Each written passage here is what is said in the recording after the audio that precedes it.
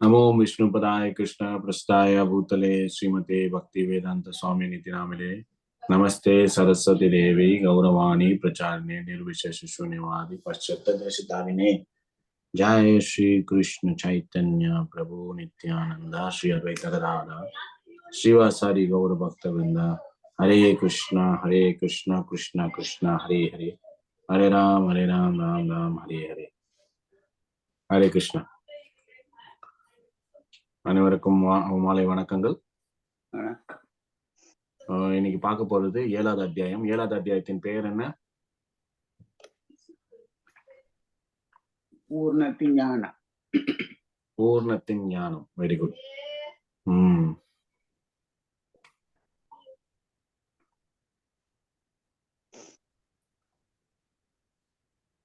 யார் அந்த பூர்ணம்?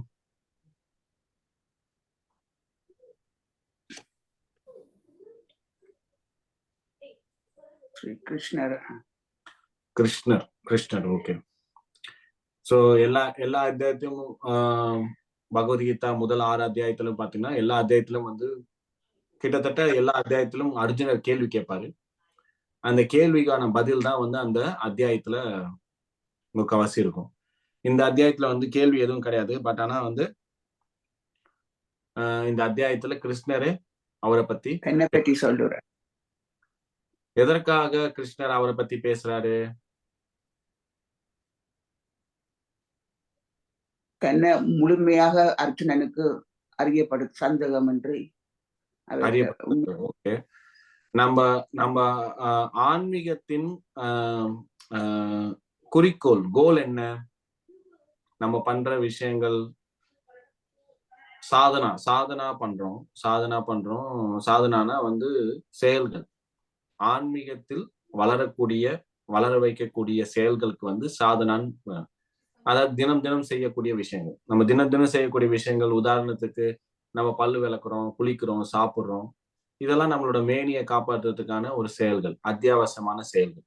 அதுபோல் நம்ம ஆத்மாவை, அதாவது ஆன்மீகத்தில் நம்ம உயர்வு, அதாவது வளர்ச்சிக்காக செய்யக்கூடிய செயல்களை சாதனா அப்படின்னு சொல்றாங்க. நம்ம ஆன்மீகத்தின் கோல் என்ன? அந்த சாதனாவின் இலக்கு என்ன? எதற்காக சாதனா பண்ண வேண்டும்? எதற்காக நம்ம ஆன்மீகத்தில் பயிற்சி பண்றதுக்காக என்ன ஒரு முக்கியமான ஒரு கோல், இல்லைன்னா எதற்காக பண்ணுகிறோம் சாதனா? கிருஷ்ணர் மீது மனதை ஒருநிலைப்படுத்துவதற்காக. கிருஷ்ணர் மீது ஒருநிலைப்படுத்துவதற்காக. வேற இந்த மெட்டீரியல் வாழ்க்கை முடிவுல கோ பேக் டு காட், கடவுள்கிட்ட போய் நாங்க திரும்பி எங்க போனா நாங்க திரும்பி வர மாட்டோமோ அந்த பயணத்தை போய் சேர்றதுக்கு இந்த மெட்டீரியல் வாழ்க்கை முடிவுல போய் சேர்றதுக்கான பயிற்சி. வேற என்ன? எதற்காக பண்ணிக்கிறோம் நம்மளோட சாதனா? எதற்காக நம் ஆன்மீகத்தில் ஏன் நம் ஆன்மீக பயிற்சிகள் செயல்கள் செய்கின்றோம்? அதோட இலக்கு என்ன? தூய பக்தியை பக்தி தொண்டு செய்யறதுக்கு. பக்தி தொண்டு செய்யறதுக்கு. Okay, very good. சோ இந்த சாதனா இல்லைன்னா இந்த பயிற்சிகள் பண்றதுக்கான முக்கியமான ஒரு விஷயம் என்னன்னா, நம் மனதை, எஸ்பெஷலி நம்ம mind, we have to fix our mind on Krishna. நம் மனசை கிருஷ்ணர் மேல் தியானிப்பதற்காக செலுத்த வேண்டும். ஃபிக்ஸ்டு, நிலையாக இருக்க வேண்டும். சோ அதுதான் கிருஷ்ணர் சொல்றார் கடைசி அத்தியாயத்தில், 6வது அத்தியாயத்தில் கடைசியான வசனத்தில், நீ எப்படியாவது உன் மனசை ஒருநிலைப்படுத்தி என் மேல் செலுத்த வேண்டும் அப்படின்ற. சோ அதை பண்ணணும்னா நம்ம we have to get attached to Krishna. நம்ம கிருஷ்ணர் மேல் ஒரு ஈர்ப்பை ஏற்படுத்த வேண்டும். அப்படி கிருஷ்ணர் மேல் ஈர்ப்பை ஏற்படுத்த வேண்டும் என்றால் கிருஷ்ணரை பத்தி தெரியணும். கிருஷ்ணரை பத்தி தெரியணும்னா கிருஷ்ணர், அதுதான் பகவத்கீதா பேசுறாரு, அதை நம்ம கேட்கணும். கிருஷ்ணரை இல்ல கிருஷ்ணர் கிட்ட இருந்து கேட்கணும், இல்ல கிருஷ்ணரை பத்தி தெரிஞ்சவங்க யாருன்னா சொன்னாங்கன்னா கேட்கணும். ஓகேங்களா? சோ இந்த முதல் 3 வசனம் எப்படி நம் மனதை, முதல் வசனத்துல கிருஷ்ணர் என்ன சொல்றாருன்னா, எப்படி நம்ம மனசை கிருஷ்ணர் மேல ஒருநிலையாக வைத்துக் கொள்ள முடியும் அப்படின்னு கேட்கிறாரு. அது எப்படி அப்படின்னு சொல்றாரு. 2வது வசனம், நான் சொல்ல போற ஃபர்ஸ்ட் அது எப்படி சரி, அதுக்கான விடை சொல்லுங்க. எப்படி வந்து மனசை ஒருநிலைப்படுத்தி கிருஷ்ணர் மேல வைக்க முடியும்? கிருஷ்ணர் என்ன சொல்றாரு முதல் வசனத்துல? எப்படி சாத்தியம் அப்படின்றாரு. எப்படி? கேட்க சொல்றாரு சன்னி பிரபு. Very good. கேட்க. தச்சுருணு அப்படின்றாரு. நான் சொல்றது கேளுன்றாரு. ஹியரிங், செவி கொடுத்து நேரம் கொடுத்து கிருஷ்ணரை பத்தி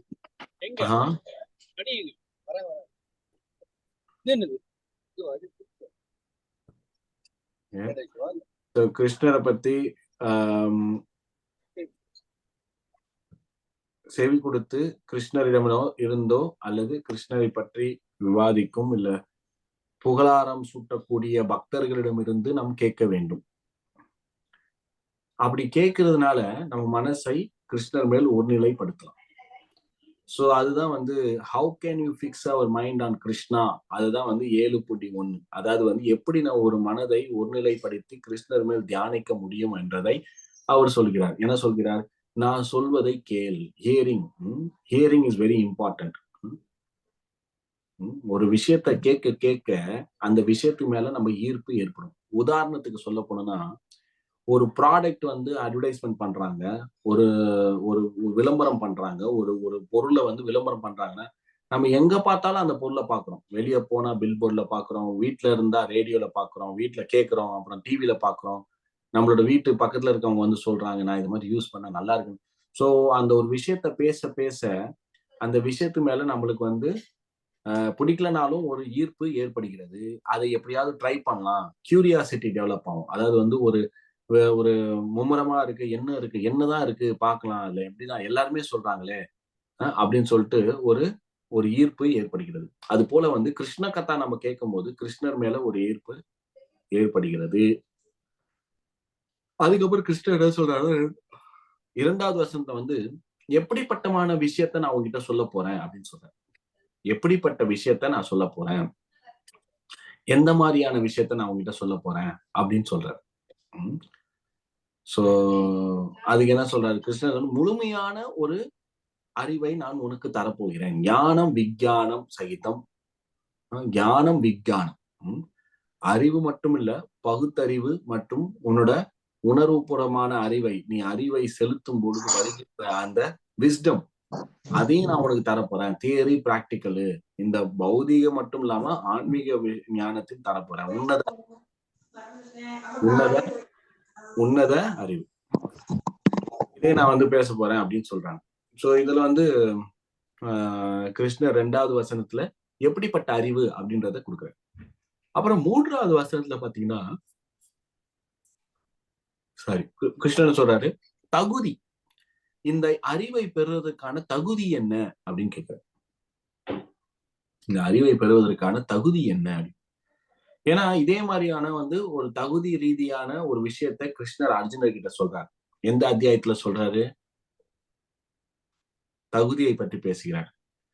ஆன்மீகத்தில் வருவதற்காக, ஆன்மீகத்தின் அறிவை பெறுவதற்காக தகுதியை பற்றி முன்னரே ஒரு அத்தியாயத்தில் கிருஷ்ணர் விவாதிக்கிறார். எந்த அத்தியாயம் யாருக்குன்னா தெரியுமா?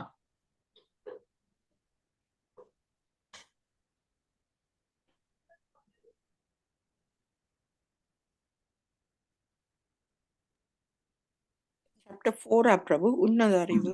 அது இல்லையா? சாப்டர் 4ல சொல்றாரு. என்ன சொல்றாரு கிருஷ்ணர்? வந்து ஒரு விஷயம் சொல்றாரு. ஏன் அர்ஜுனா, நான் ஏன் உன்கிட்ட பகவத்கீதா பேசணும், உன்கிட்ட ஏன் பகவத்கீதா நான் சொல்லணும் அப்படின்னு சொல்றாரு. ஏன்னா குருஷேத்திர போர்க்களத்தில் பல்லாயிரக்கணக்கான மனிதர்கள் கூடியிருக்கும் அந்த இடத்தில் பல்வேறான பக்தர்கள், பல்வேறான மக்கள் சீட்டு இருக்கிறார்கள். அதெல்லாம் விட்டு விட்டு ஏன் கிருஷ்ணர் வந்து அர்ஜுனர் கிட்ட பகவத்கீதா சொன்னாரு? அது ஒரு வாஸ்தவமான பேச்சுல. எல்லாரும் எதுக்கு வந்து அர்ஜுனர் கிட்ட, அர்ஜுனர் எதுக்கு கிருஷ்ணர் தேர்ந்தெடுத்தார்? அதற்கான விளக்கம் என்ன?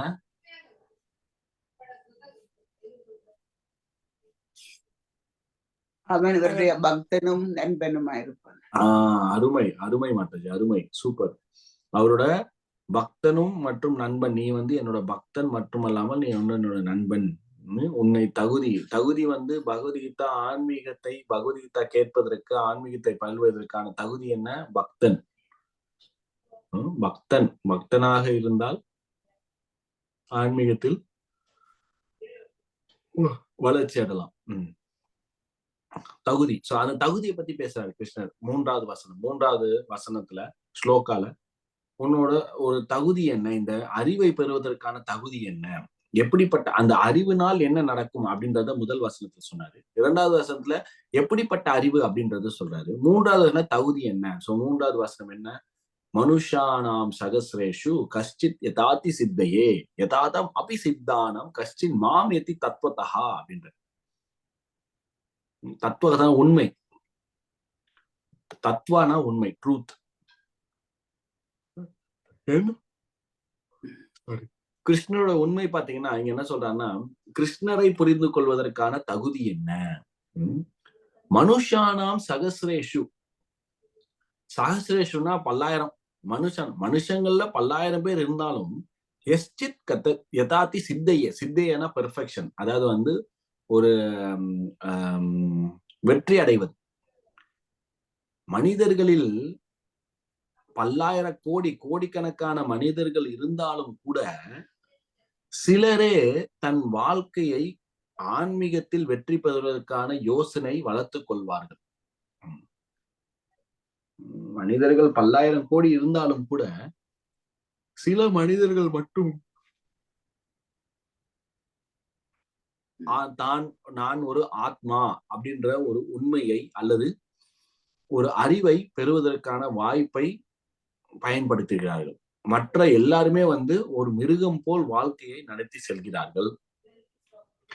அப்படிப்பட்ட 10,000 சிலர் மட்டுமே விரும்பக்கூடிய அல்லது ஆன்மீகத்தில் பயிலக்கூடிய வாய்ப்பை விரும்புவர்களில் அந்த 10,000 ஒருவர் மட்டுமே யதாதம் அபிசித்தானாம், அந்த பயிற்சியில தேர்ச்சி பெற்று வெற்றி பெற்ற சிலரில் கச்சின் மாமேத்தி தத்துவதா என்னை பற்றி அறியக்கூடிய மனிதர்கள் இன்னும் சிலர்.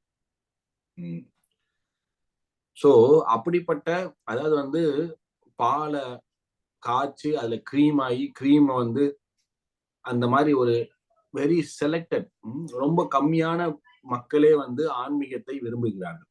அது நமக்கு எல்லாருக்குமே தெரியும். இந்த உலகத்துல ஆன்மீகத்தை விரும்பக்கூடிய, ஆன்மீகத்தில் ஆர்வம் கொண்டுள்ள மனிதர்கள் ரொம்ப கம்மி.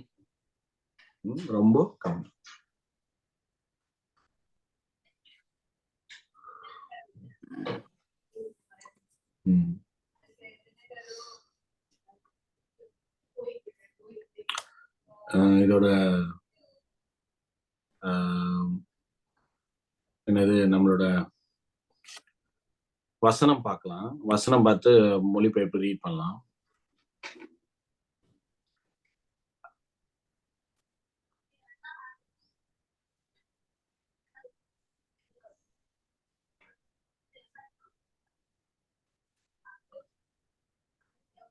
இது தெரியுதா? இந்த ஸ்கிரீன் தெரியுதா எல்லாருக்கும், அனைவருக்கும்?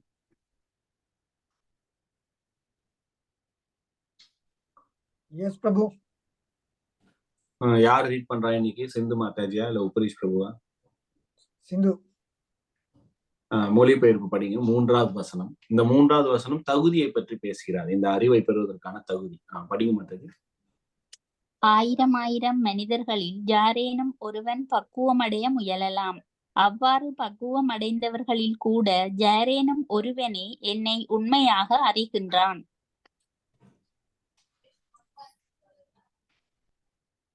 பல்லாயிரக்கணக்கான மனிதர்களில் யாரேனும் ஒருவன் பக்குவம் அடைய முயற்சி செய்யலாம்.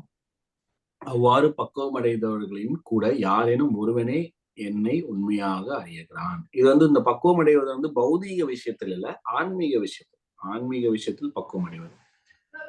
பொருளுரை படிமாட்டது.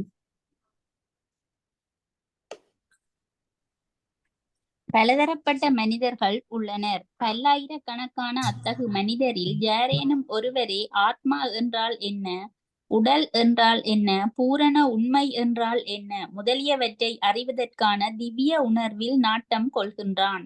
மனித சமுதாயம் உண்ணுதல், உறங்குதல், உடலுறவு கொள்ளுதல், தற்காத்துக் கொள்ளுதல் ஆகிய மிருக நிலையிலேயே பொதுவாக இருந்து வருகின்றது. ஆன்மீக ஞானத்தில் ஏறக்குறைய யாருக்குமே ஆர்வமில்லை. ஓகே ஆத்மா பரமாத்மா இங்க ஒரு நிமிஷம் ஒரு நிமிஷம். இங்க பாத்தீங்கன்னா மனிதர்களில் ஒரு மிருகம் போல் வாழ்வதற்கான வாய்ப்பு அதிகமாக இருக்கிறதே தவிர அதை தவிர்த்து வேற எதுவும் யோசிக்க முன் வருவதில்லை. மனித சமுதாயம் உண்ணுதல், உறங்குதல், உடலுறவு கொள்ளுதல், தற்காத்து கொள்ளுதல் ஆகிய மிருக நிலையிலேயே பொதுவாக இருந்து வருகின்றது. சோ நிறைய பேருக்கு வந்து என்ன கவலை என்னன்னா, அடுத்த வேளை சாப்பாடு கரெக்டா கிடைக்குமா, எனக்கு தூங்குறதுக்கு ஒரு வீடு இருக்கா, பழகுறதுக்கு கொள்றதுக்கு ஒரு குடும்பம் இருக்கிறதா,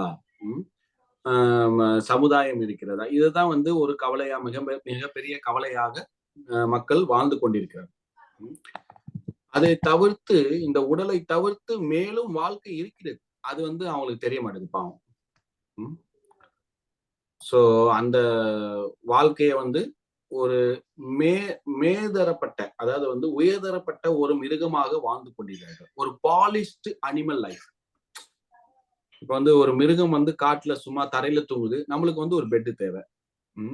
அதுக்கு வந்து ஏதோ ஒண்ணு கிடைக்கிறத சாப்பிடுது, நம்மளுக்கு வந்து நல்ல ஒரு தின்பண்டாரம் தேவைப்படுகிறது.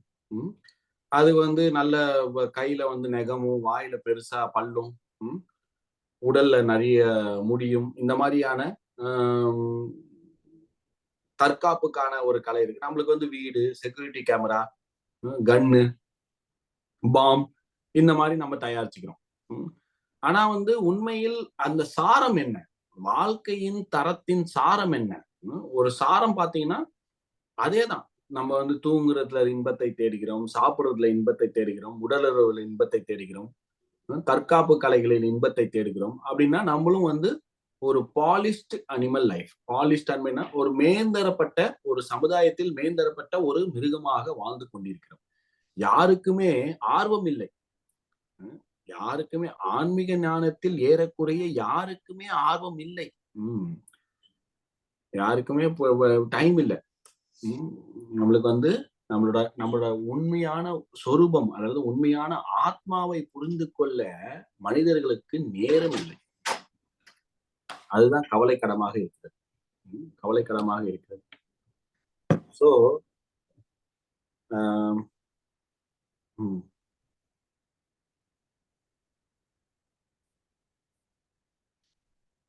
ஓகேங்களா?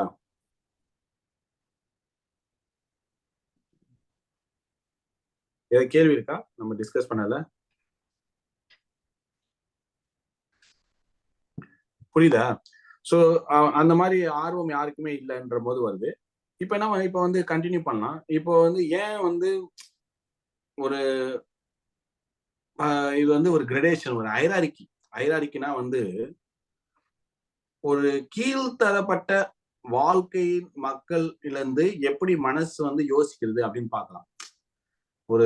நம்ம வந்து ஒரு மிருகம் பார்க்கிறோம், அதுக்கப்புறம் மிருகம் போல் வாழ்கின்ற மக்களை பார்க்கிறோம், அதுக்கப்புறம் வந்து ஒரு சமுதாயத்துல வந்து சிவிலைஸ்டு, அன்சிவிலைஸ்டு ஹியூமன் சொல்றோம். சிவிலைஸ்ட்னா வந்து சட்ட திட்டங்களை, கோட்பாடுகளை பின்பற்றுகின்ற ஒரு மனிதன். சட்டத்தை, இல்ல மாநிலம் சட்டம், நேஷனல் லெவல், இல்ல அந்த வீட்டுக்குள்ள ஸ்ட்ரீட்ல எந்த லெவல்ல நிறைய ரூல்ஸ் அண்ட் ரெகுலேஷன், அதை பின்பற்றுகின்ற ஒரு மனிதனை வந்து சிவிலைஸ்டு அப்படின்றோம். அதை பின்பற்றலன்னா அன்சிவிலைஸ்டுன்றோம். ஓகே, அதுக்கப்புறம் அந்த சிவிலைஸ்ட்ல வந்து என்ன சொல்றோம்? ஒரு நல்ல வேலை இருக்கு, ஒரு நல்ல குடும்பம் இருக்கு, அவன் வந்து எந்த ஒரு தப்பும் பண்ண மாட்டான்ப்பா, எந்த ஒரு தீங்கும் விளைக்க மாட்டான்ப்பா, அவன் உண்டு, அவன் வேலை உண்டுன்னு இருக்கான்ப்பா அப்படின்ற ஒரு கேட்டகரி வருது. அதுக்கப்புறம் பாத்தீங்கன்னா சில பேர் இருக்காங்க, சில பேர் அதுக்கு மேல என்னன்னா வேதங்களை படிக்கிறது, வாழ்க்கையின் குறிக்கோள் வந்து நான் வந்து ஆத்மா இல்ல, சாரி நான் வந்து உடல் இல்ல, நான் வந்து உடலுக்கும் அப்பாற்பட்ட ஒரு ஆத்மா அப்படின்ற ஒரு புரிதல் வருகிறது. அந்த புரிதல் எப்படி வரும்னா, சத்துவ குணத்தில் வாழ்கின்ற மக்களுக்கு வந்து ஒரு புரிதல் வருகிறது. சத்துவ குணத்தில் வாழ்கின்ற மனிதனுக்கு வந்து சோ அது கீழே பாத்தீங்கன்னா மனிதர்கள் வந்து ரஜகுணத்தில் இருக்காங்க, அது கீழே பாத்தீங்கன்னா தம குணத்துல இருக்காங்க, அது கீழே பாத்தீங்கன்னா மிருகத்தனமாக வாழ்கின்றார்கள். மிருகத்தனமாக வாழ்கின்றார்கள். அப்ப அந்த சத்துவ குணத்தில் இருக்கின்ற மக்களுக்கு வந்து ஒரு புரிதல் வருகிறது. ஏன்னா சத்துவ குணத்துல தான் வந்து அறிவை வளர்த்துக்கொள்ள முடியும். சத்துவ குணத்தில் இருந்தால் மட்டுமே தான் நம்மளுக்கு அறிவை வளர்த்து கொள்ள முடியும். சத்துவ குணத்துல இல்லைன்னா நம்மளுக்கு வந்து அறிவை வளர்த்து கொள்ள முடியாது. சோ அந்த சத்துவ குணத்தில் இருக்கின்ற மக்களுக்கு வந்து எப்படின்னா யோசனை வருது, ஓகே வாழ்க்கைன்றது வந்து வெறும் இந்த உடல் கிடையாது, இந்த உடலுக்கும் அப்பாற்பட்ட ஒரு ஆத்மா இருக்கு. ஆனா அது முடிவு கிடையாது. அதற்கும் மேல இருக்க சுத்த சத்துவம்னா ஆத்மா இருக்கு. இந்த ஆத்மாவோட உறவு என்ன, ஆத்மா எங்கிருந்து வந்தது, இந்த ஆத்மாவுக்கும் அந்த பரமாத்மாவுக்கும் இல்ல பரம்பொருளான அந்த அப்சல்யூட் ட்ரூத் அவருக்கும் உறவு என்ன, என்னோட இந்த வாழ்க்கை இந்த பிரபஞ்சத்தோட என்ன உறவு, என்னோட ரோல் என்ன, நான் என்ன பண்ணணும். சோ அந்த இதுதான் வந்து பக்தி தருகிறது. அதுதான் உயர்தனம். சோ இங்க கிருஷ்ணர் சொல்றாரு, மனுஷானாம் சகசிரேஷு எஸ்சித் கதத்தி சித்தையே கஷ்டித் யதாதி சித்தையே யதாதாம் அபி சித்தானாம் கஷ்டித் மாம் எதி தத்துவதா. சோ அந்த உண்மையை புரிகின்ற மனிதன் வந்து ரொம்ப கம்மி அப்படின்றாரு. சோ ஏன் வந்து அப்படி கம்மி அப்படின்னு நம்ம புரிஞ்சுக்கணும்னா, எல்லா ஜீவராசிகளும் இந்த பூமியில் வருகின்ற குறிக்கோள் என்னன்னா, நான் என்ஜாய் பண்ணணும், நான் சந்தோஷமா இருக்கணும் அப்படின்ற ஒரு மைண்ட் செட்ல வராங்க. அப்படின்ற ஒரு அதனாலதான் இந்த பூமிக்குள்ளே வரும். நான் ராஜா போல இருக்கணும், நான் வந்து என்ஜாய் நல்லா பண்ணணும்.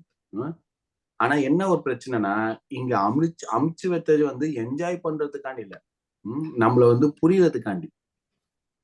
இங்க என்ஜாய் பண்ண முடியாது, ஏன்னா இந்த இடத்துல என்ஜாய்மெண்ட் கிடையாது அப்படின்றத புரிய வைக்கிறதுக்காக இங்க அனுப்பப்பட்டிருக்காங்க. ஆனா வந்து நம்ம வந்து ரொம்ப கண்ணு கட்டு இருட்டுல விட்ட மாதிரி நம்ம அங்கேயும் அலையிறோம், தேடிக்கொண்டு அலைந்து கொண்டிருக்கோம்.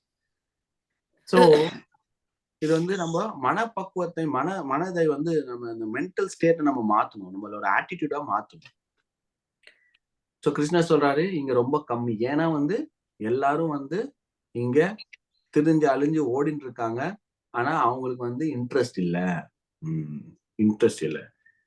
அது இன்ட்ரெஸ்ட் மட்டும் இல்ல, அதுதான் வந்து நம்மளுக்கு திருப்தி கொடுக்கக்கூடிய ஒரு விஷயம். ஆன்மீகம் மட்டுமே நம்மளை திருப்தியில் ஆழ்த்துகின்ற ஒரு விஷயமாகும்.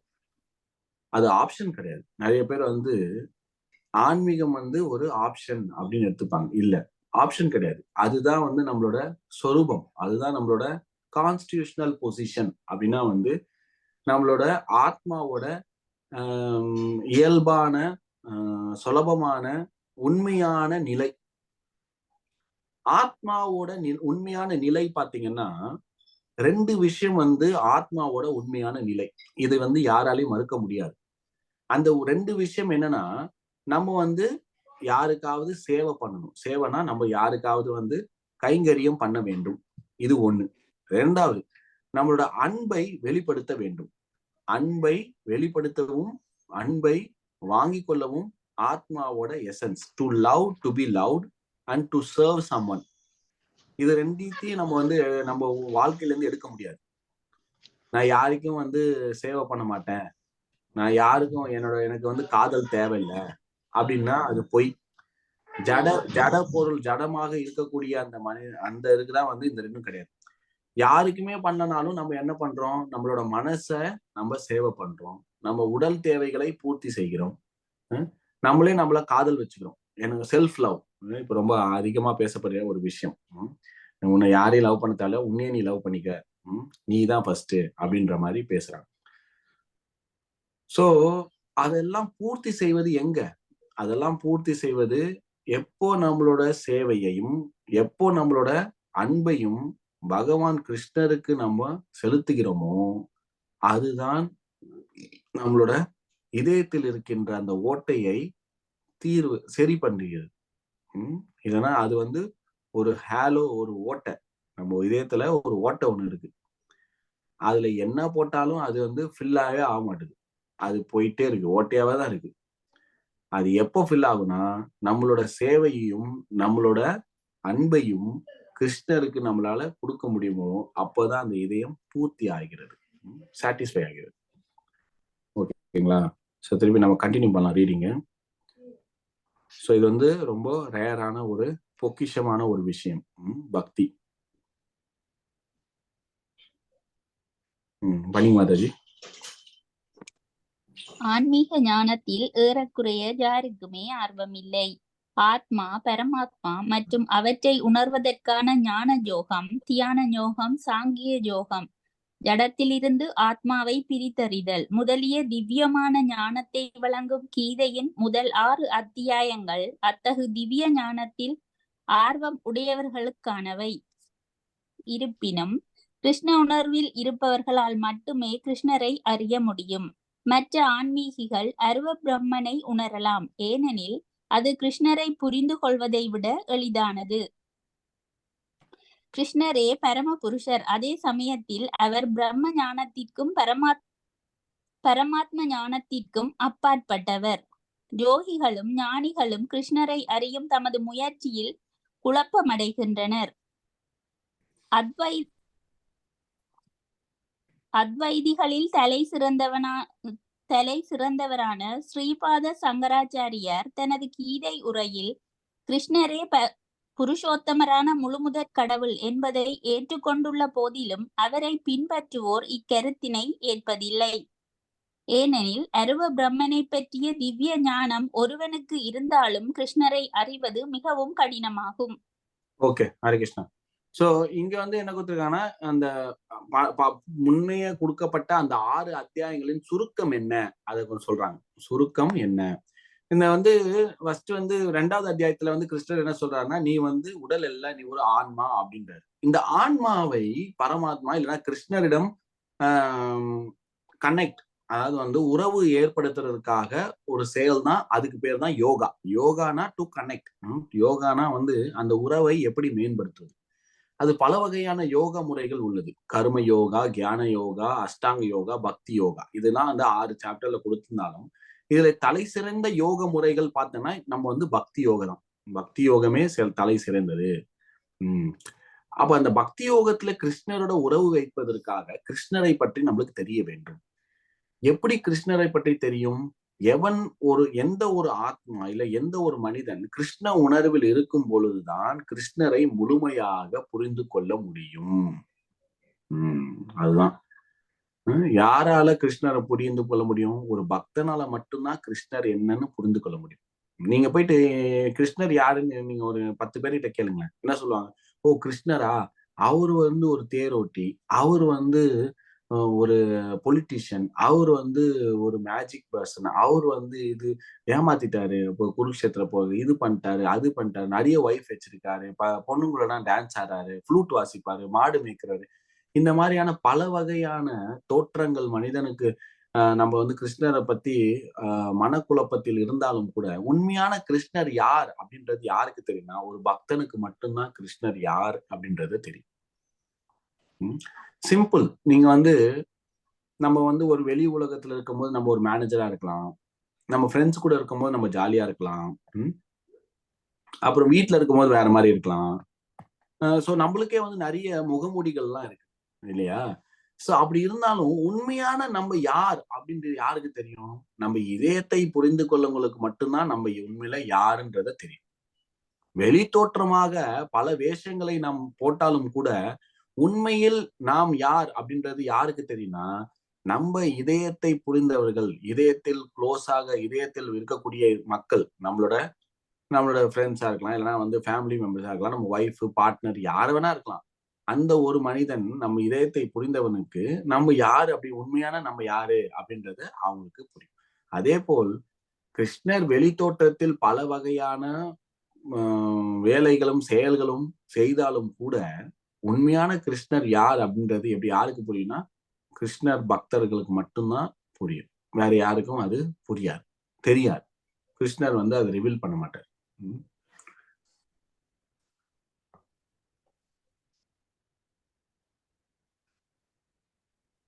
ஸோ கிருஷ்ணரை பத்தி இன்னும் நம்ம கேட்க போறோம். கண்டினியூ பண்ண மாதிரி. இருங்க, அது நான் இது காமிக்கிறேன்.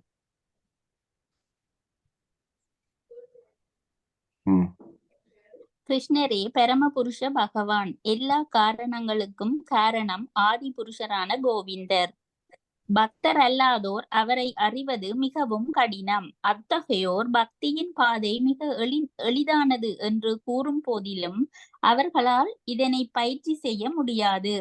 பக்தரல்லாத அந்த பிரிவினர் அறிவிப்பது போல பக்தியின் பாதை அவ்வளவு எளிதானதாக இருப்பின் அவர்கள் ஏன் கடினமான பாதையை ஏற்க வேண்டும்? உண்மையில் பக்தியின் பாதை எளிதானது அல்ல. பக்தியை பற்றிய அறிவற்ற அங்கீகாரமற்ற சிலரால் பயிற்சி செய்யப்படும் பெயரளவு பக்தி வேண்டுமானால் எளிதானதாக இருக்கலாம். ஆனால் விதிமுறைகளின்படி பயிற்சி செய்யப்படும் போது அனுமானத்தில் வாழும் அறிஞர்களும் தத்துவவாதிகளும் பக்தியின் பாதையிலிருந்து விலகி விடுகின்றனர். தனது பக்தி ரசாமிருத சிந்துவில் 1.2.101 ஸ்ரீல ரூப கோஸ்வாமி எழுதுகின்றார். ஸ்ருதி ஸ்மிருதி புராணாதி பஞ்சராத்திர விதிவீன ஐகந்திக ஹரேர் பக்தி உத்பைதேவ கல்பத்தே. உபனிஷதங்கள், புராணங்கள், நாரத பஞ்சாட்சரம் முதலிய அங்கீகரிக்கப்பட்ட வேத சாஸ்திரங்களை அலட்சியப்படுத்திய நிலையில் செய்யப்படும் பக்தி தொண்டு சமுதாயத்தில் தேவையற்ற தொந்தரவே. ஒரு நிமிஷம் இதை நம்ம பார்க்கணும். ஸோ இங்க வந்து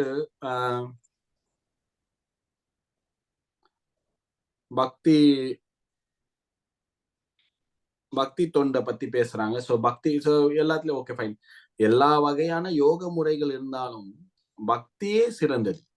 பக்தி இருந்தாதான் கிருஷ்ணரை புரிஞ்சுக்கொள்ள முடியும். ஆனா அப்படிப்பட்ட ஒரு பக்தி மன ஏதோ தானாவா இருக்கக்கூடாது. அதாவது வந்து பக்தின்னு நிறைய பேர் என்ன நினைப்பாங்கன்னா, ஓகே எது வேணா பண்ணலாம், அது பக்தி தான் அப்படின்னு நினைப்பாங்க. அந்த பக்தியும் வந்து ஒரு கோட்பாடுக்குள்ள பண்ண வேண்டியதா இருக்கும்.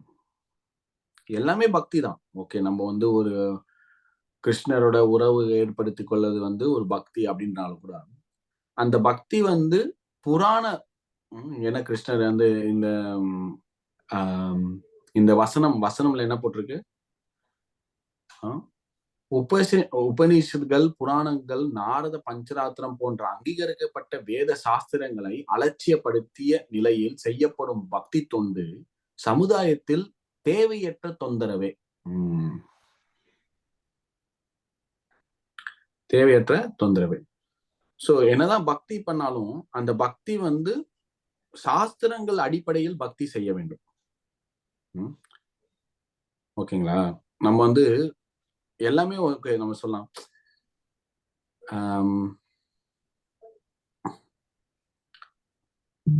அன்பை வளர்த்துக் கொள்வது ஒரு பக்தி அப்படின்னா, இப்ப உதாரணத்துக்கு வந்து இப்ப ஒருத்தரை நம்மளுக்கு பிடிக்குதுன்னு வச்சுக்கோங்களேன். நம்ம வந்து காதல் வளர்த்துக்கிறோம், இல்ல அன்பை செலுத்துக்கிறோம் அப்படின்னு வச்சுக்கலாம். நம்ம இஷ்டத்துக்கு அந்த பர்சனுக்கு வாங்கி தர மாட்டோம். கண்டது எல்லாத்தையும் வாங்கிடுவோம். நம்ம என்ன நம்மளோட செயல் எப்படி இருக்குன்னா, நம்ம வந்து புரிஞ்சு செயல்படுவோம். அந்த பர்சனுக்கு வந்து இந்த ஃப்ரூட் பிடிக்கும், இந்த கலர் பிடிக்கும், இந்த ட்ரெஸ் பிடிக்கும், இந்த ஷூ பிடிக்கும். இதை புரிஞ்சுக்கிட்டு அந்த மனிதனை வந்து இல்ல மனிதனோ இல்ல ஏதோ ஒரு ஆத்மாவை திருப்தி செய்வதற்கான செயல்கள் வந்து அவங்கள திருப்தி செய்வதற்காக நம்ம முயற்சி எடுப்போம். அதே போலதான் நம்ம வந்து பக்தி தொண்டுன்றது பக்தி செய்யறோம். ஆனா அந்த பக்தி வந்து பகவான் கிருஷ்ணரை திருப்தி செய்வதற்காக பக்தி தொண்டு செய்யறோம். ஆனா நம்ம வந்து இதெல்லாம் திருப்தி செய்ய நான் எது வேணா பண்ணலாம், எல்லாமே பக்தி தானே, கிருஷ்ணர் பார்த்துப்பாரு அப்படிங்கிறாரு. அதுக்காக நம்ம வந்து கிருஷ்ணருக்கு மாமிசத்தை தர முடியாது. கிருஷ்ணர் எதுனாலும் அன்பு தானே, இந்த முட்டையை சாப்பிடு அப்படின்னு நம்ம கொடுக்க முடியாது. அதனாலதான் இந்த பகவத்கீதா போன்ற நூல்கள், உபனிஷத்கள், புராணங்கள் இது எது கொடுத்துருக்காங்கன்னா, நம்மளோட பக்தி வந்து ஒரு ஸ்ட்ரக்சரா இருக்கணும். ஒரு கரெக்டா எது பிடிக்கும் கிருஷ்ணர் சொல்லியிருக்காரு. அவர் என்ன சொல்றாரு? எனக்கு வந்து பழம், புஷ்பம், பத்திரம், தோயம், எனக்கு வந்து ஒரு துளசி இலை பிடிக்கும், எனக்கு வந்து தண்ணி பிடிக்கும், எனக்கு ஒரு பழம் பிடிக்கும். சோ இந்த மாதிரியான கோட்பாடுகள் கொடுக்கறதுனால நம்மளுக்கு வந்து சேஃப்டியா நம்ம வந்து சேஃபா பக்தியை பண்ணலாம். சோ அவர் நம்ம பக்தி என்னதான் பக்தி இதயத்திலிருந்து நம்ம செய்யக்கூடிய செயலாக இருந்தாலும் கூட அது சாஸ்திரங்களின் கோட்பாடுக்குள் இருக்க வேண்டும். இல்லைன்னா நம்ம வந்து இன்னைக்கு ஒண்ணு நினைப்போம், ஓகே நான் அப்புறம் வந்து எல்லாருமே வந்து இண்டிவிஜுவலா பண்ண ஆரம்பிச்சிட்டாங்க. ஓ உனக்கு பண்றதை நீ பண்ணு, நான் பண்றது நான் பண்ணு. சோ அது வந்து ஒரு நம்ம நிறைய பார்த்திருக்கோம். எது பண்ணாலும் கரெக்ட் தான்யா, நீ என்ன பண்ணுவோ பண்ணு, நான் கடவுள் பார்த்துப்பாருயா. அந்த மாதிரியான ஒரு வேக் மென்டாலிட்டியோட நம்ம பக்தி பண்ணனா கன்ஃபியூஷன் வரும், சமுதாயத்துல பிரச்சனை வரும், சண்டை வரும். எதற்காக வந்து எல்லாரும் வந்து ஒரே லாவை ஃபாலோ பண்றாங்க? எதற்காக வந்து எல்லாரும் வந்து ஒரு கோட்பாடை ஃபாலோ பண்றாங்க? ஒரு கம்பெனில வந்து ரூல்ஸ் அண்ட் ரெகுலேஷன் இருக்கும், எல்லாருமே ஃபாலோ பண்ணுவாங்க. ஏன்னா வந்து ஒரு ஆர்கனைசேஷன் வரும், ஒரு ஸ்ட்ரக்சர் வரும். இல்லைன்னா எல்லாருமே வந்து தான் போல இஷ்டம் போல பண்ணோம்னா சண்டை தான் வரும், யாருக்கும் எதுவும் திருப்தி வராது.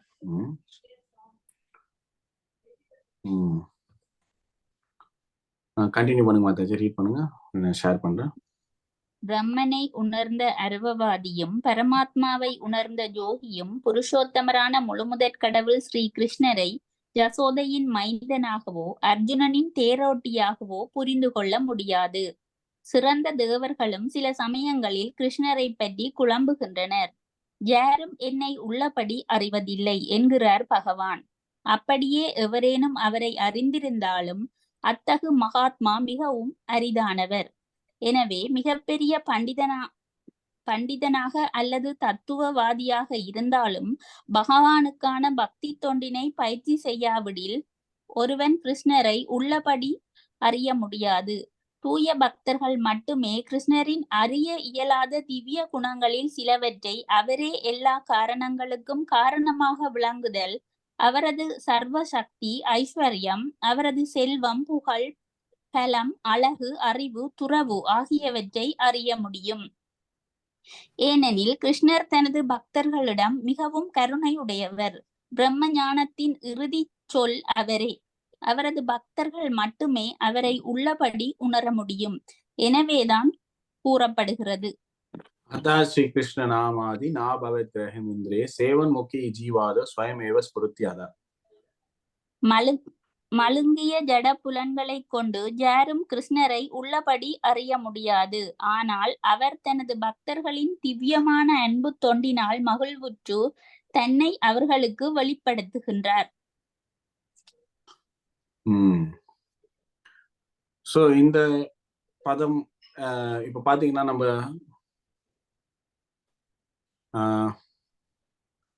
கிருஷ்ணர் வந்து முதல் வசனத்துல எப்படி மனதை அவரிடம் நிலைப்படுவது அப்படின்றதுக்காக விஷயம் சொல்கிறார். அதாவது வந்து நம்ம செவி கொடுத்து கிருஷ்ணரை பத்தி கேட்கணும் அப்படின்றாங்க. Okay fine. இரண்டாவது வசனத்துல என்ன சொல்றாருன்னா, நான் சொல்ல போவது எப்படிப்பட்ட அறிவு அப்படின்றது சொல்றாரு. முழுமையான அறிவு, அது வெறும் பௌதிகம் மட்டுமில்ல, முழுமையான அறிவுன்றார். அதுக்கப்புறம் மூணாவது வசனத்துல அந்த அறிவை பெறுவதற்கான தகுதி என்ன அப்படின்னு சொல்றாரு. அந்த தகுதி. சோ கிருஷ்ணரை புரிய வேண்டும். இந்த பொருளுரையை பொறுத்தவரையும் நம்மளோட பாயிண்ட், அதாவது வந்து இந்த பொருளுரையை பொறுத்தவரையும் என்ன கொடுத்திருக்காங்க அப்படின்னு நம்ம யோசிச்சோம்னா, இல்ல இந்த வசனம் கிருஷ்ணர் சொல்றாரு, மனுஷானாம் சகசிரேஷு, நிறைய பேர் வந்து ஆன்மீகத்துல வந்தாலும் அதுல தேர்ச்சி பெறது ரொம்ப கம்மி. அப்படிப்பட்ட தேர்ச்சி பெற்றவர்களின் எண்ணிக்கையிலிருந்து ஏதேனும் ஒருவர் என்னை பத்தி புரிவானுங்க அப்படின்றார். சோ அப்போ கிருஷ்ணரை புரிகிறது ரொம்ப கஷ்டமா அப்படின்னு கேட்டோம்னா இல்லைன்னு சொல்லலாம். ஏன் அப்படின்னா, எப்படி கிருஷ்ணரை புரிஞ்சு கொள்வது அப்படின்னு நம்ம யோசிச்சோம்னா, பக்தி மூலமாக மட்டுமே கிருஷ்ணரை புரிந்து கொள்ள முடியும். பக்தி இல்லைன்னா கிருஷ்ணரை புரிய முடியாது. மனக்குழப்பத்திலேயோ மன ஆராய்ச்சினாலேயோ யூகங்கனாலேயோ கிருஷ்ணரை புரிந்து கொள்ள முடியாது. பக்தி தொண்டின் பக்தி மூலமாக மட்டுமே கிருஷ்ணரை புரிந்து கொள்ள முடியும். சோ என்னதான் வந்து கிருஷ்ணர் வந்து கஷ்டம், இந்த வந்து என்ன புரிஞ்சுக்கிறது கஷ்டம், ஆன்மீகம் பண்றது கஷ்டம் அப்படின்னாலும் அவர் என்ன அடுத்த வசனத்துல என்ன சொல்ல போறான்னா, அந்த அறிவை கொடுக்க போகிறார், பௌதிக அறிவு. சோ இப்ப வந்து எக்ஸ்பிளைன் பண்ண போறாரு என்ன பண்ண. சோ ஃபர்ஸ்ட் 3 வசனம் பார்த்தோம். இப்ப 4வதுல இருந்து 7வது வரையும் கிருஷ்ணர் வந்து சொல்ல போறாரு. என்ன சொல்ல போறாருன்னா, நான் தான் காரணம் எல்லாத்துக்கும். நம்ம பார்க்க முடியாத, நம்ம வந்து அறிவுக்கு எட்டாத விஷயம்னாலும் சரி, நம்ம பார்க்கக்கூடிய விஷயம்னாலும் சரி, எல்லாத்துக்கும் காரணம் யாரு, எல்லாத்தோட சோர்ஸ் எங்கிருந்து எல்லாம் வருது அப்படின்னு கிருஷ்ணர் இப்ப சொல்ல போறாரு. அதுதான் 4வது வசனம். ஓகேங்களா?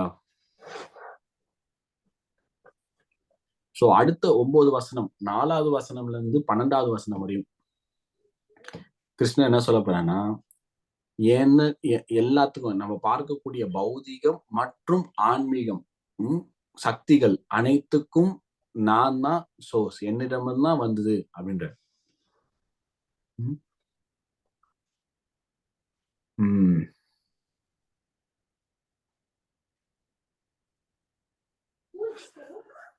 சோ இந்த மாதிரியான அறிவு கொடுக்கறதுனால சோ அர்ஜுனர் அந்த அட்டென்ஷன் வந்து கிராப் ஆகுது, அட்டென்ஷன் வந்து கொஞ்சம் ஈர்ப்பாகிறது. ஏதாவது கேள்வி இருக்கா? நம்ம பார்த்த வரைக்கும் ஃபர்ஸ்ட் 3 வருஷத்துல ஏதாவது கேள்வி இருக்கா? வசனம் 1, 2, 3ல யாருன்னா சம்மரைஸ் பண்ண விருப்பங்களா? நம்ம என்ன பார்த்தோன்னு வசனம் 1, 2, 3 என்ன சொல்றாங்க? யாருன்னா சொல்ல விருப்பப்படுறீங்களா? Anyone wants to try?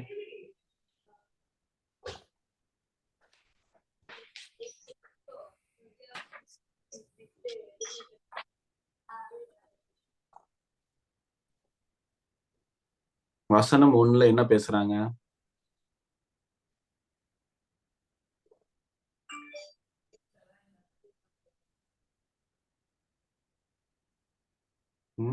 வசனம் 1ல என்ன பேசுறாங்க?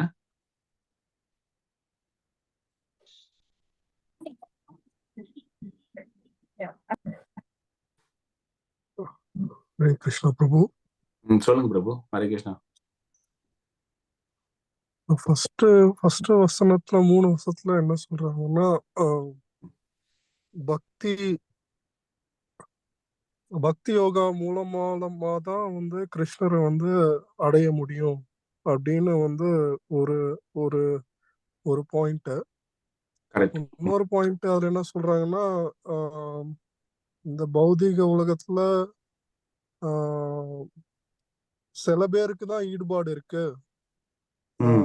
கிருஷ்ணரை பத்தி புரியணும் அப்படிங்கறது வந்து ரொம்ப கம்மி அப்படின்னு அது ஒரு பாயிண்ட். அது எப்படி அடையணுங்கிறது வந்து பக்தி யோகம்.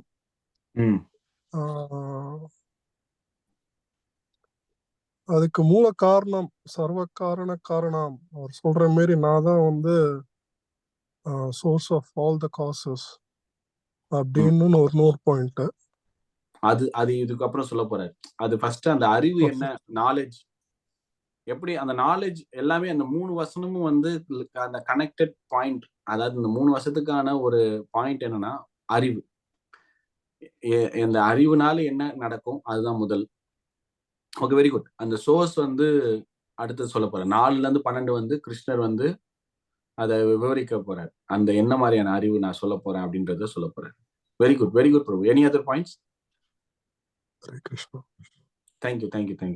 வேற ஏதாவது பகிர்ந்து கொள்ள ஆசைப்படுறீங்களா? ஃபர்ஸ்ட் 3 வசனம் 7வது அத்தியாயம்.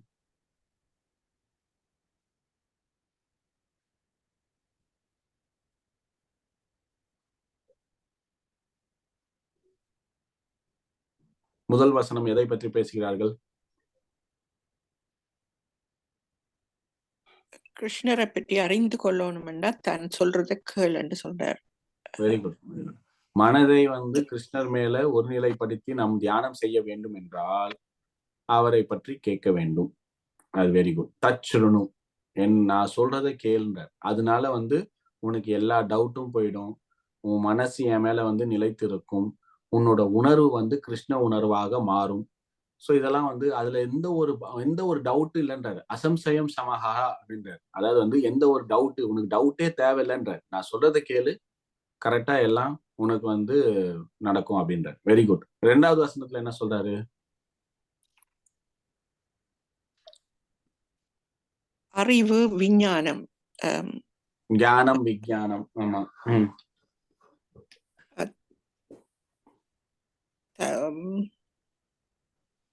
தான் சொல்றத கேட்டேன்னு சொன்னா முழுமையாக யூ அண்டர்ஸ்டுட், ஞானத்தையும் விஞ்ஞானத்தையும் நீ அறிந்து கொள்ளுவாய், முழு பூரணமாக அறிந்து கொள்ளுவாய். Very good. ஃபர்ஸ்ட் வசனத்துல என்ன சொல்றாருன்னா, நான் சொன்னா கேட்டா உனக்கு வந்து என்ன பலன் அப்படின்னு கேட்கிறாரு. இரண்டாவது வசனத்துல நான் சொல்றது எப்படிப்பட்ட விஷயம் அப்படின்றத சொல்றேன். What is inclusive, what is included, நான் சொல்ற நாலேஜ், அறிவு வந்து என்ன மாதிரியானது. அவர் என்ன சொல்றாருன்னா எல்லாமே இன்க்ளூடன்றாரு. நான் சொல்ல போற விஷயம் வந்து both theory and practical, both knowledge and wisdom, both spiritual and material எல்லாமே கவர் ஆகுது அப்படின்றார். அது 2வது வசனம். 3வது வசனம் என்ன சொல்றாரு?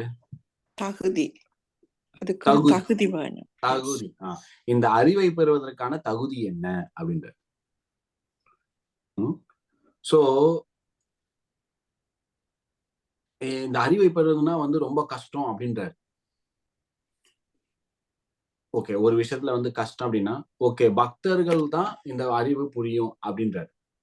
ஓ அப்படியா, ஓகே. அப்ப ஞானிக்கு புரியாது, யோகிக்கு புரியாது, கர்மவாதிக்கு புரியாது, நிறைய தலைப்பட்ட அந்த ஆன்மீகவாதிகள் நிறைய பேர் இருந்தாலும் வெறும் பக்தி தொண்டு பண்கின்ற பக்தனுக்கு தான் இந்த விஷயம் புரியும் அப்படின்ற.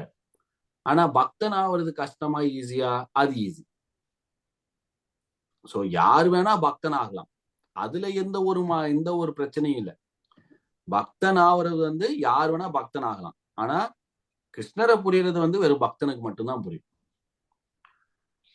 சோ அதனாலதான் வந்து இந்த பகவத்கீதா பேசும்போதே ஸ்டார்டிங்ல கிருஷ்ணர் சொல்றாரு, அர்ஜுனா நான் வந்து பகவத்கீதா உன்கிட்ட பேசுறேன், ஏன் தெரியுமா? ஏன்னா நீ வந்து ஒரு பக்தன் அப்படின்ற. நீ வந்து ஒரு பக்தன், அது இல்லாம என்னோட நண்பன், அதனாலதான் உன்கிட்ட நான் பகவத்கீதா திருப்பி நான் உன்கிட்ட பேசுறேன் அப்படின்ற. உன்னை தேர்ந்தெடுத்ததற்கான தகுதி என்னென்னால் நீ ஒரு பக்தன் அப்படின்னு. சோ நம்மளும் வந்து பகவத்கீதா புரியணும் அப்படின்னா அட்லீஸ்ட் ஏட்டளவு theoretically we have to be a devotee. Theoretically we have to be a devotee. Practically yes, it will come. Theoretically, அதாவது ஏட்டளவிலாவது கிருஷ்ணரை பகவான் என்று ஒப்புக்கொள்ள வேண்டும். அது இல்லைன்னா வந்து நம்மளால பகவத்கீதா மண்டைக்கே போகாது. we cannot understand. நம்மளுக்கு புரியாது, என்னதான் படிச்சாலும் புரியாது. சோ இது வந்து 3 வசனம். 4வது வசனம், இப்ப வந்து கிருஷ்ணர் வந்து 4வது வசனம் என்ன சொல்ல போறாரு? 4 to 12, இது ஒரு செக்ஷன். கிருஷ்ணர் வந்து பௌதிக மற்றும் ஆன்மீக சக்திகளின் சோர்ஸ். சோ 4வது வசனம் அது பார்க்கலாம்.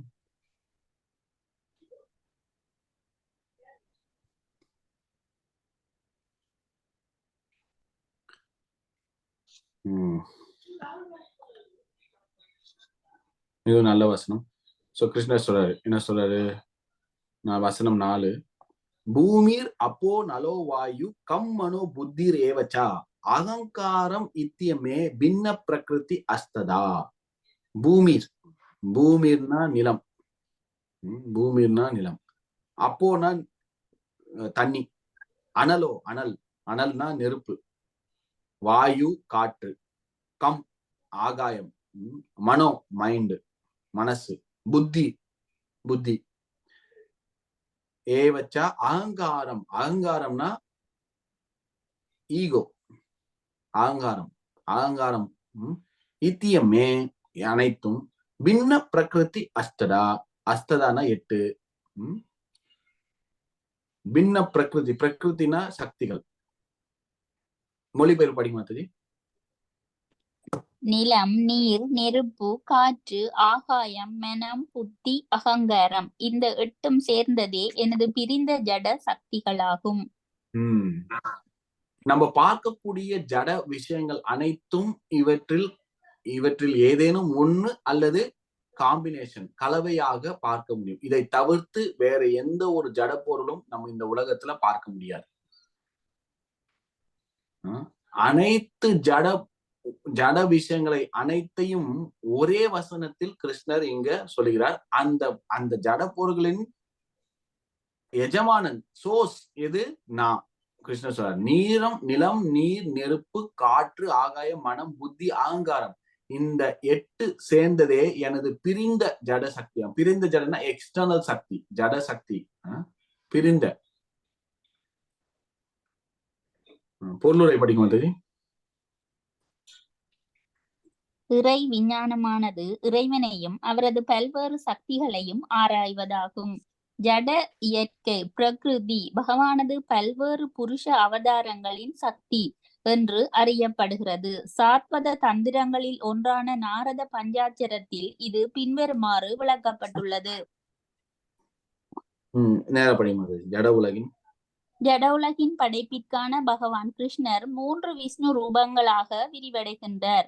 முதல் விரிவாங்கமான மகாவிஷ்ணு மகத் தத்துவ எனப்படும் மொத்த ஜட சக்தியை படைக்கின்றார். இரண்டாவது விரிவாங்கமான கர்போதகாயி விஷ்ணு எல்லா பிரபஞ்சத்தின் உள்ளும் நுழைந்து பல்வேறு வேறுபாடுகளை உண்டாக்குகின்றார். மூன்றாவது விரிவாங்கமான சரோதகாஷினி விஷ்ணு பரமாத்மாவாக அனைத்து பிரபஞ்சத்தினுள்ளும் எல்லா இடங்களிலும் பரவியுள்ளார். அவர் அணுக்களுக்குள்ளும் இருக்கின்றார். இந்த 3 விஷ்ணுவையும் அறிபவர் எவரும் ஜட உலக பந்தத்திலிருந்து முக்தி பெற முடியும். பகவானின் பல்வேறு சக்திகளில் ஒன்றே இந்த ஜட உலகம். இது ஒரு தற்காலிக தோற்றமாகும். ஜட உலகின் எல்லா செயல்களும் பகவான் கிருஷ்ணரின் விரிவங்களான இந்த 3 விஷ்ணுவால் நடத்தப்படுகின்றன. இந்த புருஷர்கள் அவதாரங்கள் என்று அழைக்கப்படுகின்றனர். கடவுளின் கிருஷ்ணரின் விஞ்ஞானத்தை அறியாதவர் இந்த ஜட உலக ஜீவாத்மாக்கள் அனுபவிப்பதற்காகவே என்றும் ஜீவாத்மாக்களே புருஷர்கள் ஜட சக்தியின் காரணமும் அதிகாரிகளும் அனுபவிப்போரும் என்றும் பொதுவாக எண்ணுகின்றனர். பகவத்கீதையின்படி இந்த நாத்திக முடிவு பொய்யானதாகும். தற்போது ஸ்லோகத்தில் கிருஷ்ணரே ஜட தோற்றத்தின் மூல காரணம் என்று கூறப்பட்டுள்ளது. ஸ்ரீமத் பாகவதமும் இதனை உறுதி செய்கிறது. ஜட தோற்றத்தின் மூலக்கூறுகள் பகவானின் பிரிந்த சக்திகளாகும். அருவவாதிகளின் இறுதி இலக்கான பிரம்ம ஜோதியும் ஆன்மீக வானில் உள்ள ஓர் ஆன்மீக சக்தியே. வைகுண்ட லோகங்களில் உள்ளதை போன்ற ஆன்மீகி வேறுபாடுகள் பிரம்ம ஜோதியில் இல்லை. அருவவாதிகள் இந்த பிரம்ம ஜோதியினை தங்களது இறுதியான நித்தியமான இலக்காக கருதுகின்றனர். எங்கும் பரவியிருக்கும் பரமாத்மாவும் விஷ்ணுவின் நிலையற்ற தோற்றமே. பரமாத்மா ஆன்மீக உலகில் நித்தியமாக தோற்றமளிப்பது இல்லை. எனவே உண்மையான பூரண சக்தியும் புருஷோத்தமரான முழுமுதற் கடவுள் கிருஷ்ணரே. அவரே பூரண சக்தியுடையவர். பலதரப்பட்ட பிரிந்த சக்திகளையும் அந்தரங்க சக்திகளையும் உடையவர். ஒன்னும் பிரச்சனை.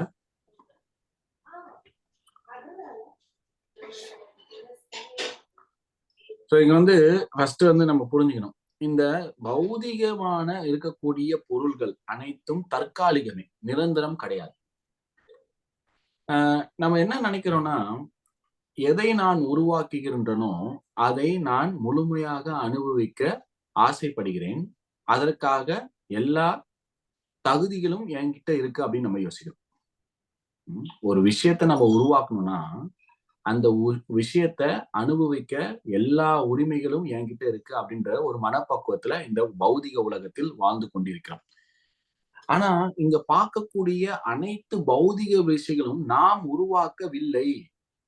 நீரோ நெருப்போ காற்றோ ஆகாயமோ மனம் புத்தி அகங்காரம் இது அனைத்தும் நான் உருவாக்கப்படுவதில்லை. நம்ம அதை அசம்பிள் பண்றோம். இப்ப ஒரு வுட்டு, ஒரு மரமோ ஒரு செடியோ ஒரு பழமோ ஏதோ ஒண்ணு நம்ம உருவாக்குறோம் அப்படின்னா அதோட மூலப்பொருள் நம்ம உருவாக்க முடியாது. எந்த லேப்லயும் நம்ம தண்ணிய ஒரு நெருப்போ உருவாக்க முடியாது. ஏன்னா இருக்கு. ஆகாயம் காற்று ஒரு சின்ன அரிசி கூட நம்மளால உருவாக்க முடியாது. அதெல்லாம் ஒரு மூலப்பொருள். ஆனா நம்ம என்ன நினைக்கிறோம்னா, இந்த உலகத்துல அவதரிக்கிறதுக்கான காரணம் என்ன, அதை நான் அனுபவிக்க என்ஜாய் பண்றேன் அப்படின்னு நினைக்கிறோம். பட் ஆனா எல்லாத்துக்கான மூலப்பொருள் எல்லாமே உருவாக்கப்படுவது யாருன்னா கிருஷ்ணர் சொல்றாரு, இது என்னோட பின்ன பிரகிருதி, நான் உருவாக்கினேன் அப்படின்ற. சோ இதை நம்ம புரிஞ்சுக்கணும்.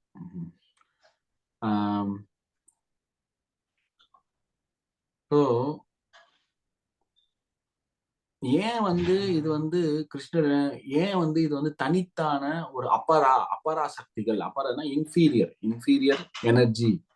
ஏன் வந்து இதை இன்ஃபீரியர், இது வந்து ஒரு இப்போ வந்து தமிழ்ல என்ன போட்டிருக்கு, தமிழ்ல வந்து மொழிபெயர்ப்பு என்ன என்ன என்ன வார்த்தை யூஸ் பண்றாங்க, ஜட சக்திகள் ஆகும். ஜடன்றாங்க, ஜட.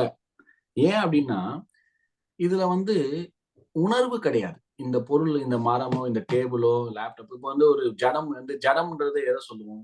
ஒருவர் வந்து உயிர் பிரிந்தக்கு அப்புறம், ஆத்மா உடலை விட்டு பிரிந்தக்கு அப்புறம் அந்த உடல் வந்து ஜடம் அப்படின்றோம். ஏன்னா அதுல வந்து உணர்வு கிடையாது. சோ இந்த சக்திகள் எல்லாம் வந்து ஜட சக்திகள், இல்ல இன்ஃபீரியர், லோ எனர்ஜி அப்படின்னு ஏன் சொல்றோம்னா இதுல வந்து உணர்வு கிடையாது. சோ இது வந்து தனித்து செயல்படக்கூடிய எனது பிரிந்த ஜட சக்திகள் அப்படின்றார் கிருஷ்ணர். சோ இது வந்து இதுக்கப்புறம் வந்து இன்னொரு அதாவது வந்து ஜடசக்திகள் வந்து இது வந்து ஜடசக்திகள். அடுத்த வசனம் வந்து இன்னொரு வகையான சக்திகள் பத்தி பேச போறார் கிருஷ்ணர். வந்து இன்னொரு வகையான சக்தியை பத்தி பேச போறார். அது வந்து வசனம் 5. வசனம் 5ல என்ன சொல்றாரு?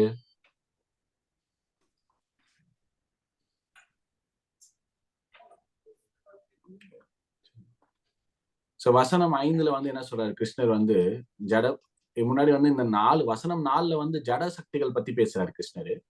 இப்ப வந்து 5ல வந்து இன்னொரு சக்தியை பத்தி பேச போறாரு. என்ன சக்தி 5ல? அபேரியம் இத்தஸ்துவ அந்நியம் பிரகிருத்தின் விதிமே பரம் ஜீவபூத்தம் மகாபோகம் யாயதம் தாரித்தே ஜகத்.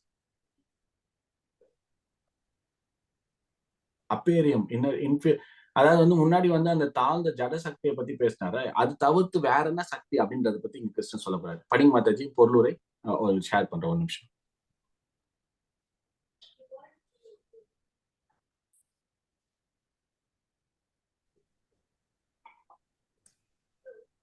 வசனம் 5 மொழிபெயர்ப்பு.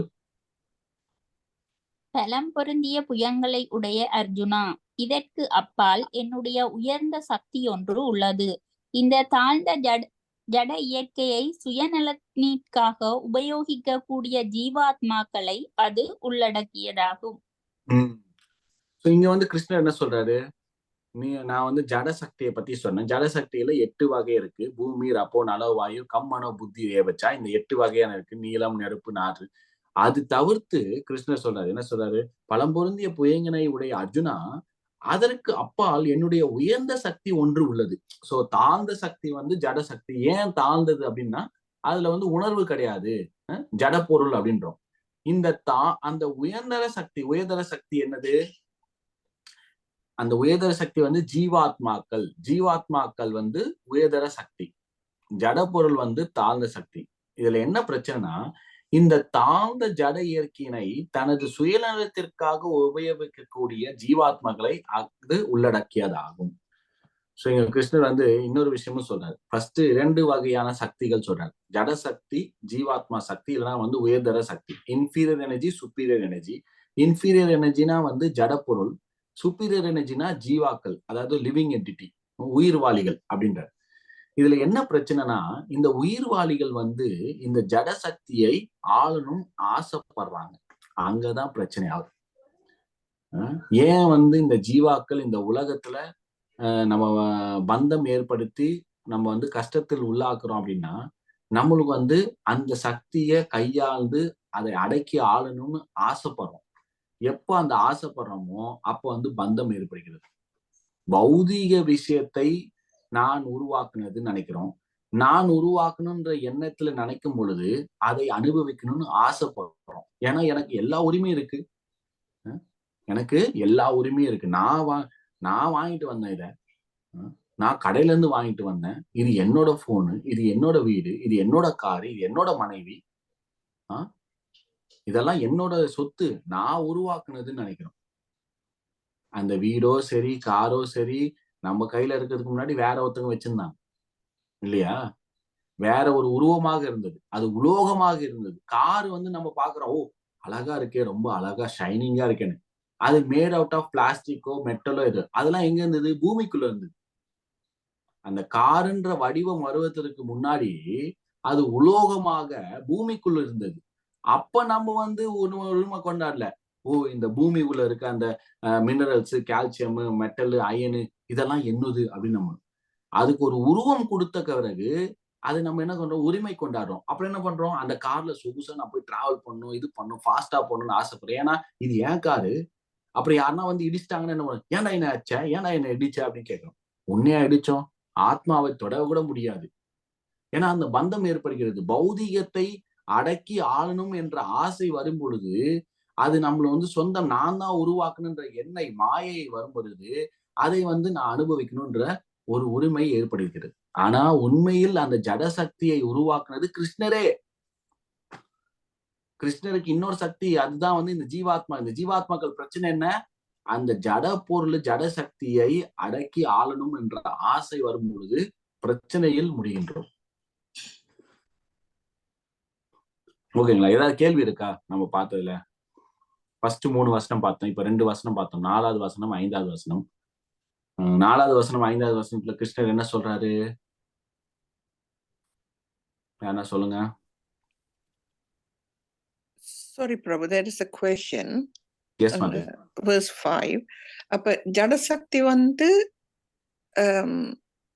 is a பௌதிக சக்தியா? Is a little bit, yeah? Inferior, external energy. Yeah. அப்ப ஜீவாத்மாக்கள் வந்து நார்மலா நடுநிலை சக்தி. கரெக்ட். நடுநிலை சக்தி. ஆனா அந்த ஜட சக்தியோட ஒப்பிடும் போது அது உன்னத சக்தி. ஓகே. புரியுதுங்களா? அந்த ஜட சக்தி அந்த இங்க வந்து டெர்மினாலஜி கொஞ்சம் மாத்தி யூஸ் பண்ணாங்க. 2 எனர்ஜி பத்தி பேசுறாங்க. ஆக்சுவலா 3 எனர்ஜி, இங்க 2 எனர்ஜி பத்தி பேசுறாங்க. எனர்ஜி சக்திகள் பிரகிருதி, 2 பிரகிருதி, எக்ஸ்டர்னல், இன்ஃபீரியர், சுப்பீரியர் பேசுறாங்க. இந்த ஜட பொருள் வந்து இன்ஃபீரியர். ஏன் இது வந்து இன்ஃபீரியர்? எதனால வந்து அது ஜடசக்தின்றாங்க? அது பௌதிக உணர்வு இல்ல. உணர்வு இல்ல. ஆமா. நீங்க போயிட்டு ஒரு தண்ணி அடிச்சீங்கன்னா தண்ணி கோச்சிக்குமா? இல்ல. ஒரு மரத்தை வெட்டினீங்கன்னா மரத்துல இது இருக்கு சக்தி. ஒரு நிலத்தை வந்து மண் எடுக்கிறீங்க, மண் எடுத்து ஒரு கல் எடுத்து நிலத்துல போடுறீங்க இல்லையா? சோ இந்த மாதிரி வந்து அதுக்கு உணர்வு இல்ல. அதனால வந்து அது ஜடசக்தி. சொல்லுங்க மாதாஜி. சாரி, உங்க கேள்வி என்னென்ன? மனம், புத்தி, அகங்காரம் அதுக்கு சாரி, மனம், புத்தி, அகங்காரம் அது எல்லாம் சேர்ந்தது அந்த ஜடசக்தி. Is it? அதெல்லாம் ஜடசக்தி. அது நம்ம உடம்புல இருந்தா கூட எப்போ உடல் வந்து ஒரு மூவ்மெண்ட் உணர்வு வருகிறது? ஆத்மா தான் வந்து ஆத்மா இருக்கிறதுனா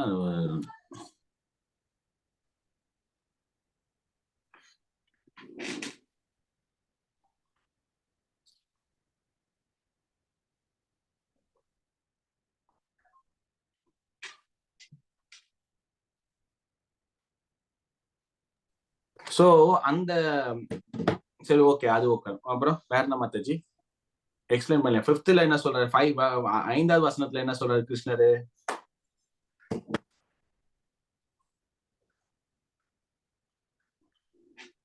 4 மற்றும் 5 என்ன சொல்றாரு கிருஷ்ணரு? 4 ஜடசக்தியை பத்தி சொல்றாரு. 5 என்ன சொல்றாரு?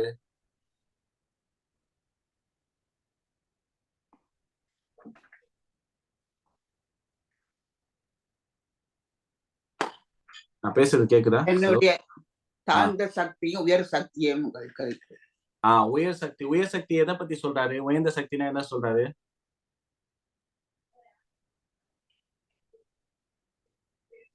ஜீவாத்மாக்கள் பிரபு. ஜீவாத்மா என்ன பிரச்சனைன்னு சொல்றாரு? ஜீவாத்மாக்கள் ஓகே, ஜீவாத்மா சக்தி இருக்கு, ஜட சக்தி இருக்கு. இதுல என்ன பிரச்சனை சொல்றாரு?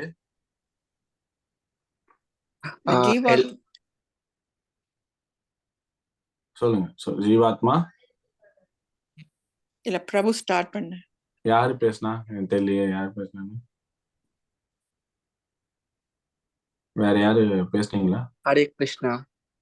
சொல்லுங்கப்பா. சத்யா.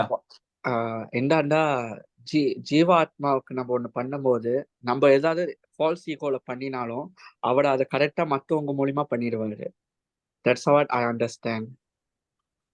இல்ல ஜீவாத்மாக்கும் ஜட சக்திகளுக்கும் உள்ள இது என்ன கனெக்ஷன் என்ன? ஜீவாத்மாக்களும் ஜட சக்தியும் என்ன?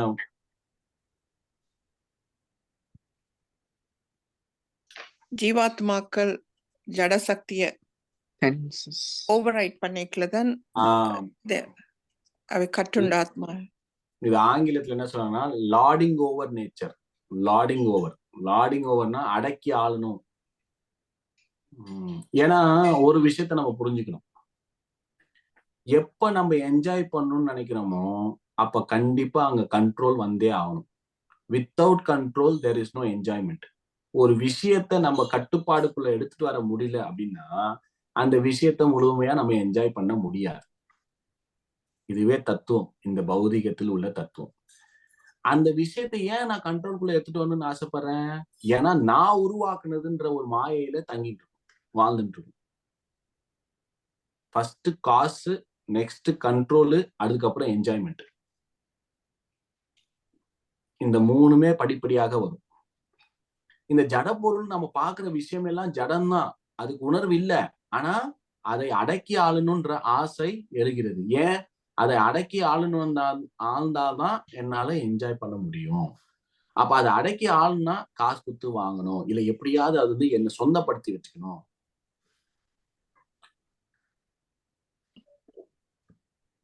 அதுக்கப்புறம் நம்ம பார்ப்போம், நம்ம ஒரு சைட்ல நம்ம அந்த ஜீவாத்மாக்கள் பண்ணக்கூடிய விஷயங்கள் நம்ம பாக்குறோம். அதற்கு கிருஷ்ணர் எப்படி வந்து ரெசிப்ரோகேட் பண்ணுது, இல்லைன்னா அந்த ஜட சக்திகள் எப்படி ரெசிப்ரோகேட் பண்ணுது அப்படின்றத நம்ம பார்க்க போறோம். ஓகேங்களா? ஏதாவது கேள்வி இருக்கா நம்ம பார்த்ததுல இது வரைக்கும்?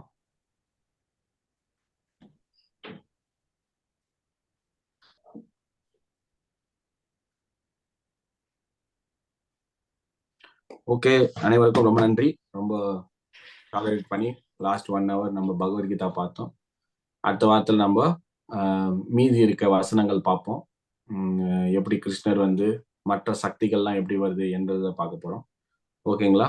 Thank you very much. Hare Krishna. Srila Prabhupad Bhagavad Gita அனைவருக்கும் ரொம்ப நன்றி. Thank you very much. Hare Krishna.